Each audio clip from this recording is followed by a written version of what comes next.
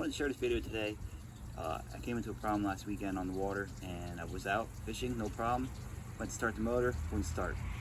Trolled into a local boat launch, took the boat out of the water, come home, find out my boat's equipped with an unlock button here. Push it forward, engage only the throttle, not the prop. If this happens to you and you more won't start in the water, try this. As